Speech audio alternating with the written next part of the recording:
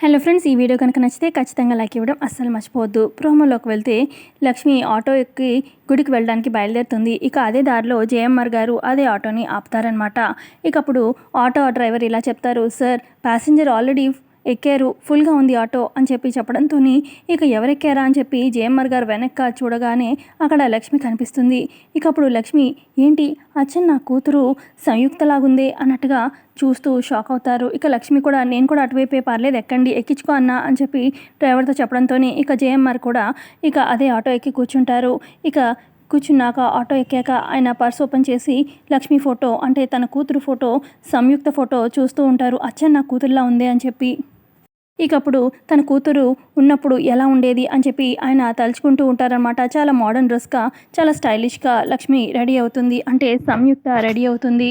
మరి కమింగ్ ఎపిసోడ్లో మిత్రం ముందుకి జేఎంఆర్ కూతురుగా, అంటే సంయుక్తగా రాబోతుందా లక్ష్మి, చూద్దాం కమింగ్ ఎపిసోడ్లో.